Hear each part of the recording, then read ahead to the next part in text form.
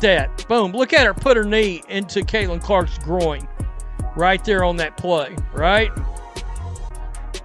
I mean, this is gross right there. Like, can we get Caitlin Clark a little protection out? I watched them all the time. I think I watched Indiana State and Iowa. Caitlin Clark played about the same last year, so I was watching a lot of basketball. When one of basketball's greatest minds finally speaks up about something he witnesses, the entire sport stops and listens. That's exactly what happened when Larry Bird watched a moment unfold on a WNBA court that he couldn't stay silent about. But this isn't just another controversy or heated debate that will fade away in a week. Bird's analysis cuts to the heart of what women's basketball is becoming, and his message is directing the entire league toward a critical decision point. What started as one hard foul between two players has evolved into something much bigger, a conversation about standards, integrity, and whether the league is willing to protect the talent that's driving unprecedented growth. The basketball world has been shaken by his response, and once you understand why Bird felt compelled to speak, you'll see why this moment matters for the future of the entire sport. This is the story of how one legend's perspective could change everything. Before going further, if you're enjoying this video, don't forget to smash that subscribe button. It really helps us keep bringing you the content you love. Share this video with your friends so they don't miss out on all the drama and excitement. There was a game that shouldn't have been remarkable. Just another matchup between two WNBA teams competing for wins on a regular season night. But what happened during that Phoenix Mercury game became the catalyst for one of the most consequential statements a basketball legend has made in years. Larry Bird, someone who spent decades at the highest level of professional basketball, watched something unfold that made him feel compelled to break his usual silence on current events. Incident itself involved Caitlin Clark and Alyssa Thomas, two players representing different eras and different approaches to the game, for him at its highest level. He's faced Dennis Rodman, one of basketball's most infamous defenders known for crossing lines repeatedly. He's gone up against Bill Laimbeer and by some of the toughest competitors to ever step on a court. When he speaks about the difference between competitive fire and cowardice, absolute best defenders in basketball history, that's why his words carry weight that other commentators simply can't match. What Bird saw in Thomas's actions wasn't the kind of toughness he respected from his own era. It wasn't the kind of competition that built champions or earned respect in locker rooms. It was something that left a sour taste because it represented a shortcut, a way to affect an opponent not through superior skill or effort or basketball intelligence, but through a cheap shot when that opponent couldn't respond. Bird actually made an important point that separates him from casual critics and hot take artists. He acknowledged that his era was the most physically demanding in NBA history. He wasn't romanticizing it or suggesting that modern basketball should return to those days. He was simply contextualizing what he actually experienced in his time playing against the greatest defenders ever assembled in one league. Yes, players were tested physically in ways that would draw flagrant fouls today, but and this is crucial, there was a code to it. If you had a problem with someone, if you wanted to establish dominance or test their toughness, you confronted them directly. You didn't wait until they were looking away or vulnerable. You didn't target them when they were unprepared to engage. You looked them in the eye and you competed. That's not some romantic notion about toughness or defend themselves.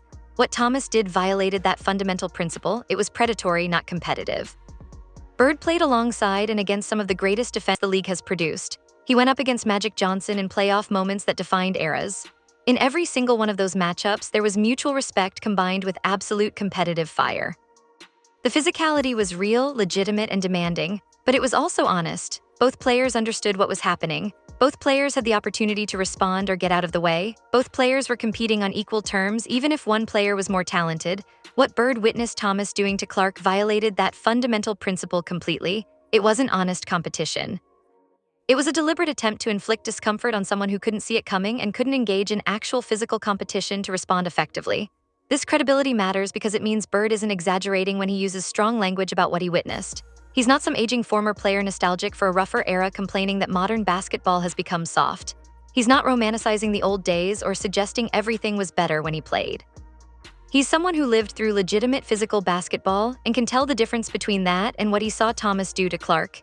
His analysis carries weight because he's actually been tested by the toughest competitors in basketball history. He knows what real competition looks like from the inside, from the perspective of someone who thrived in the most physically demanding era of professional basketball. So when he says Thomas's action was cowardly, when he suggests it represented something wrong with the current state of the game, he's speaking from a perspective that's been earned through actual experience at the absolute highest level of professional basketball competition. What happens after a controversial moment often reveals more than the moment itself. How a player responds to criticism, how they handle being called out for their actions, what they choose to do when they're in the spotlight facing accountability, these things tell you volumes about their character. And Alyssa Thomas's response to the fallout from her play stepped over a boundary that shouldn't be crossed. She didn't take responsibility in any meaningful way. Instead, she did something that Bird found particularly frustrating and revealing. She positioned herself as the victim in the situation. She suggested that the criticism she was receiving was unfair, that people were ganging up on her, that she was being treated unjustly for simply playing hard defense and competing at a high level. "Damned if I do, damned if I don't," she said in her response, essentially arguing that no matter what she did on the court, no matter how hard she competed, she'd be criticized anyway. It's a narrative that places her in the position of someone being wronged, someone facing an impossible standard, someone who can't catch a break no matter what she does. The victim mentality in that response is unmistakable to anyone paying attention. Deflection tactic, a way of avoiding accountability, a refusal to acknowledge that maybe, just maybe, she'd done something inappropriate that warranted criticism.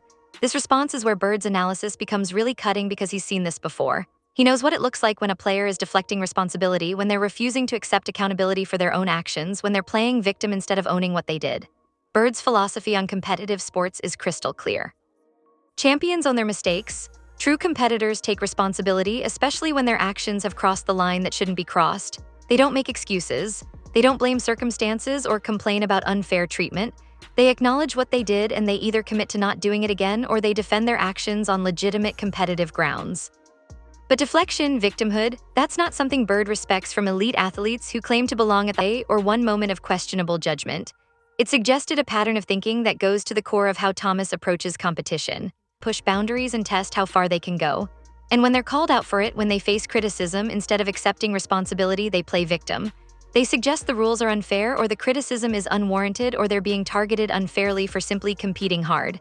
This is what frustrated Bird most about Thomas's response. Not just the play itself, but what the response suggested about her approach to the game and her understanding of where she fits within professional basketball. It suggested that instead of accepting responsibility, instead of acknowledging that she'd done something inappropriate, she was doubling down on a mentality that allowed her to feel justified in her actions. That's a dangerous mindset in professional sports. Bird made a pointed observation about this dynamic. Players who truly belong at the highest level of competition, players who have the skill and the character to be champions, they handle criticism differently. When they cross a line, they acknowledge it immediately. They take the suspension or the fine or the public criticism and they learn from it. They don't make excuses or play victim. The fact that Thomas responded the way she did suggested to Bird that this wasn't an isolated incident born of one heated moment or one game where emotions ran high. It suggested a pattern. It suggested that Thomas had developed a mindset where she felt justified in these kinds of plays, where she didn't see them as inappropriate, where the criticism felt unfair to her because she genuinely didn't believe she'd done anything wrong. That's a fundamental problem because it means the behavior is likely to continue. It means Thomas hasn't learned anything from the incident or from the criticism she received. It means she'll probably engage in similar plays in the future because she doesn't accept that there's anything wrong with what she's doing. She sees herself as the victimized it for what it was, a defense mechanism, a way of avoiding accountability, a sign of someone who knows on some level that they can't compete at the highest level on skill alone. And that realization made his criticism of Thomas even sharper because it wasn't just about one play anymore. It was about a pattern of behavior and a mentality that Bird found troubling for the future of women's basketball.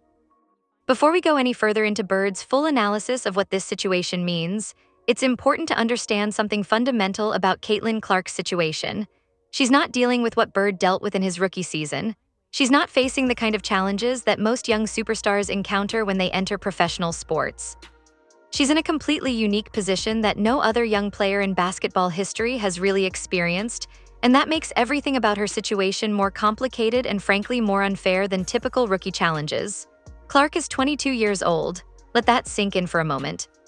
She's dealing with this level of scrutiny, this level of physical targeting from opposing players, this level of intense competition at an age when most people are just starting to figure out what they want to do with their lives. Bird himself acknowledged this distinction explicitly when discussing the situation. He noted that what Clark is facing is fundamentally different from what he faced as a young player, even though his name and experience are often used as comparison points when discussing her challenges. Here's what makes Clark's situation uniquely difficult compared to other young superstars.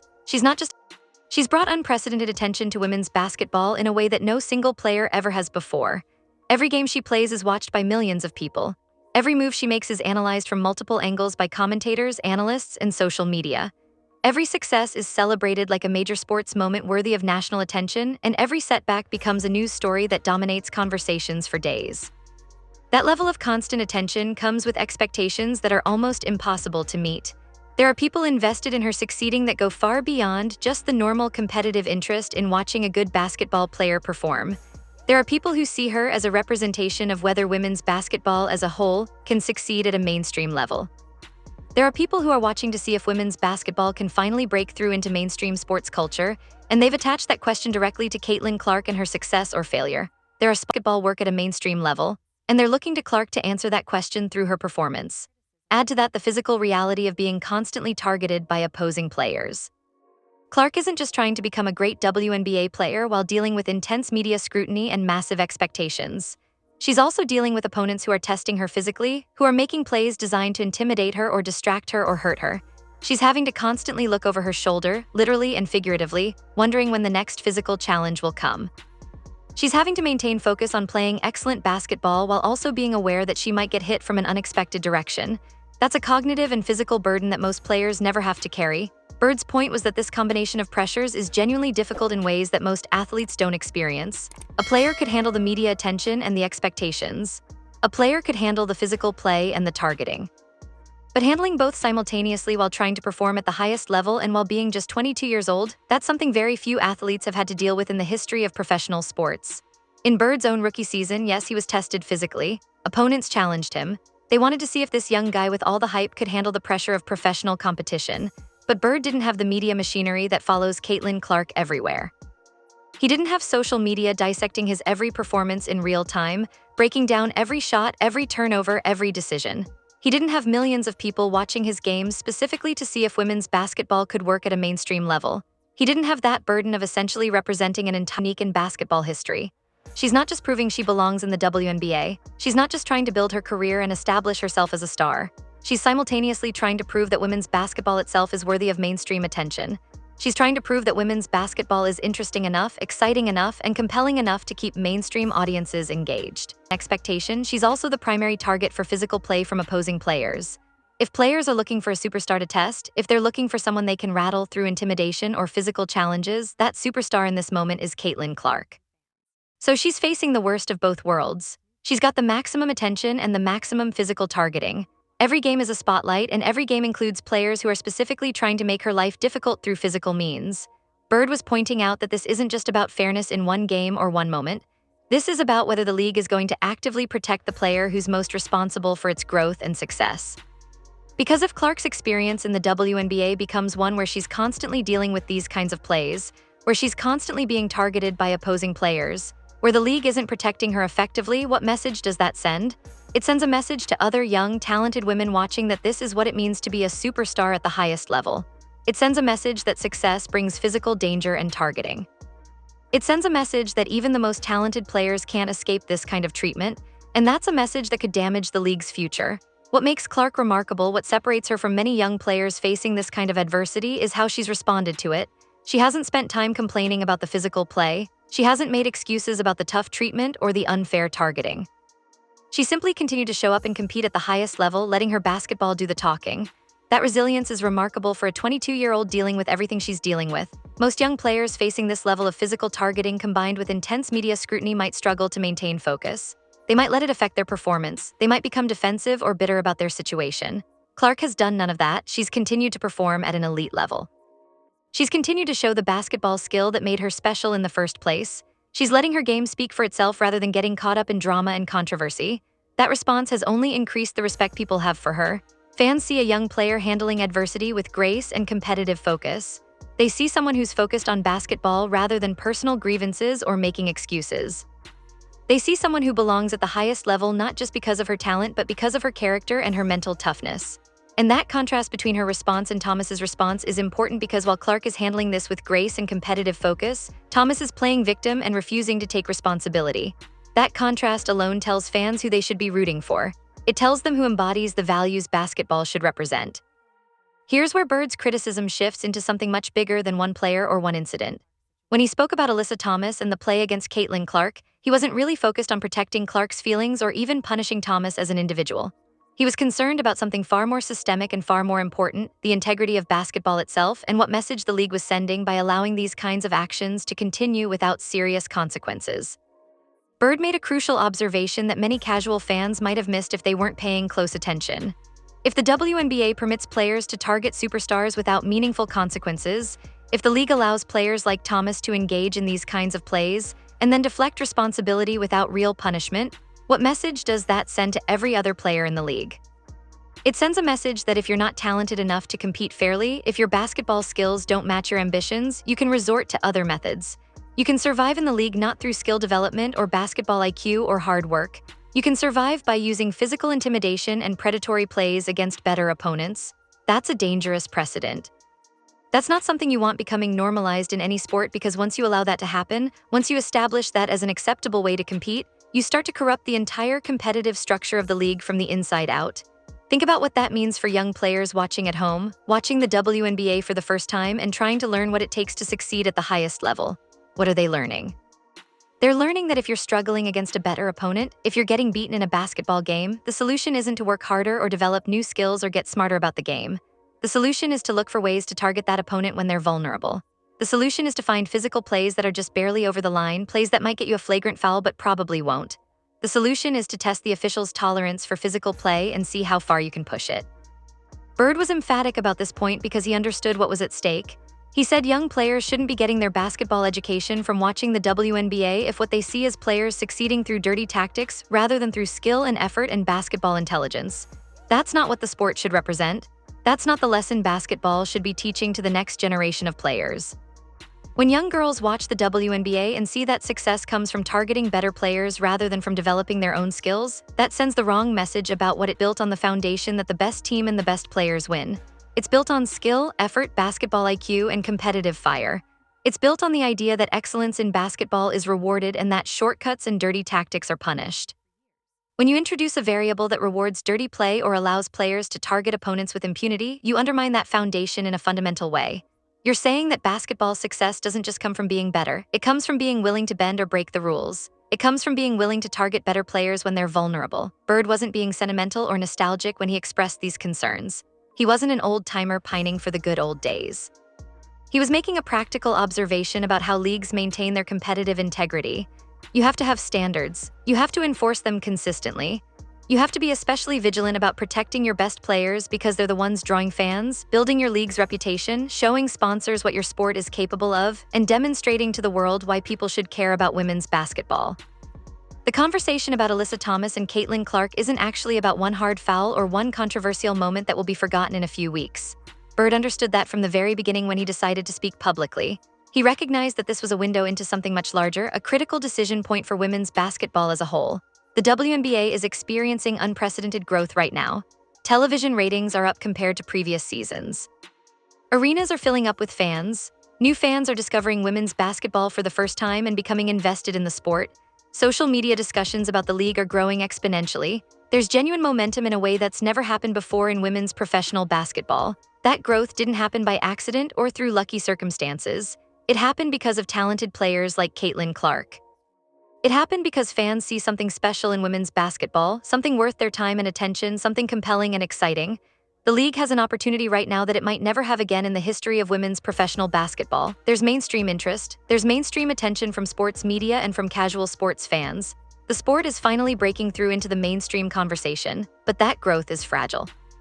It depends on the league making the right decisions right now, while the momentum is building and the interest is high. One of the most critical decisions the league will make is how it handles situations like what Thomas did to Clark. Will the league take the opportunity to establish that it's serious about protecting its stars and maintaining competitive integrity? Or will it allow things like this to continue without serious consequences and send a message that the standards aren't really enforced? This choice matters more than most people realize because it will echo through women's basketball for years to come. Bird was essentially saying that the WNBA is at a crossroads. They have two possible paths forward, and the path they choose will determine the trajectory of the entire league. Path 1 is to double down on basketball skill that made her special in the first place. She's letting her game do the talking rather than getting caught up in drama and controversy. She's handling adversity the way true champions handle it, with grace, focus, and a commitment to excellence regardless of external circumstances. That response has only increased the respect people have for her. Fans see a young player handling adversity with the kind of maturity and grace that most people twice her age couldn't manage. They see someone who's focused on basketball rather than personal grievances. They see someone who belongs at the highest level not just because of her talent, but because of her character and her mental toughness and her ability to rise above situations that would derail most people. And that contrast is important because while Clark is handling this situation with grace and competitive focus, Alyssa Thomas is doing the exact opposite. Thomas is playing victim and refusing to take responsibility. That contrast alone tells fans who they should be rooting for. It tells them who embodies the values basketball should represent.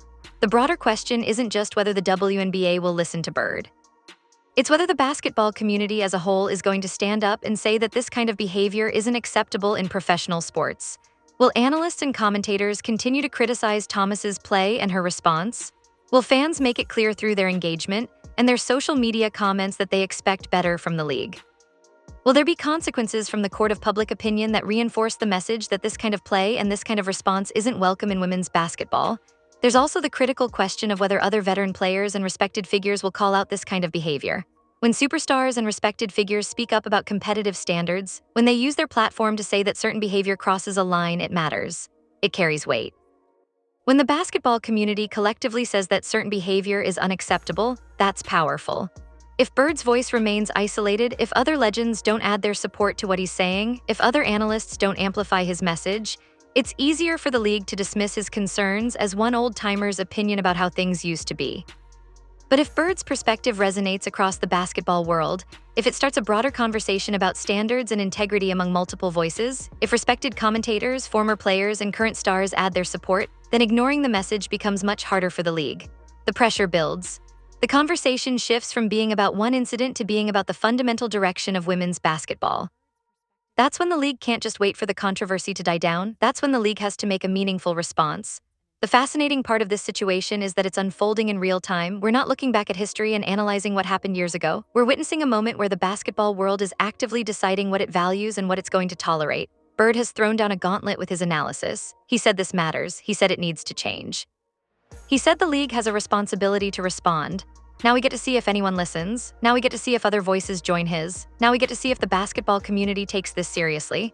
The WNBA's response over the next few weeks and months will tell us everything we need to know about whether the league takes competitive integrity seriously. Will they implement meaningful consequences? Will they establish clear standards? Will they show that they're committed to protecting their stars and enforcing their rules? Or will they let the moment pass and hope everyone forgets about it? That response will echo through women's basketball for years to come. It will influence the culture of the league. It will influence how players approach the game. It will influence whether young players and young fans see women's basketball as a league with integrity or as a league that's willing to compromise on standards. Caitlin Clark's continued excellence will tell us everything we need to know about the character of the players who are supposed to represent the sport's future. Despite everything she's dealing with, despite the targeting and the physical play, despite the scrutiny and the pressure, she continues to perform at an elite level. That performance proves something profound. It proves that the best players don't need shortcuts. They don't need to resort to dirty tactics. They win through skill, preparation, and character. They rise above adversity. They prove their worth through performance, not through excuses or deflection or playing victim. This situation is far from over. In fact, it's just beginning. The story of Caitlin Clark, Alyssa Thomas, and Larry Bird's analysis is going to continue unfolding as the WNBA season progresses and as the league makes decisions about how to respond. As basketball continues to evolve and as women's basketball tries to establish itself at a mainstream level, moments like this define what the sport becomes. They define what the league values. They define what gets rewarded and what gets punished. They define the culture that gets built. Larry Bird has spoken clearly and forcefully. He's made clear what he believes the standards should be. He's explained why those standards matter not just for one player, but for the entire future of women's basketball. He's used his credibility and his historical perspective to say that this matters. The WNBA now faces a critical choice about the direction of the league. Will the league enforce excuses or playing victim? The basketball world is watching to see what happens next. And whatever that answer is, whether the WNBA responds decisively or allows things to continue as they are, it will echo through women's basketball for years to come. The league is being tested. The sport is being tested. The question of whether women's basketball can establish itself as a legitimate major sports league with enforced standards and protected stars is being answered in real time. The decision the WNBA makes about how to handle this situation will influence everything that follows. It will influence the growth of the league. It will influence the culture of the league. It will influence whether women's basketball continues its trajectory toward mainstream acceptance or whether it stumbles right at the moment of breakthrough. Larry Bird's warning has been issued. The question now is whether anyone will heed it. The question is whether the league has the courage to make the right decision when the decision is difficult. The question is whether women's basketball will prove that it's a league with standards, with integrity, and with a commitment to protecting its stars. The answer to those questions will define women's basketball's future.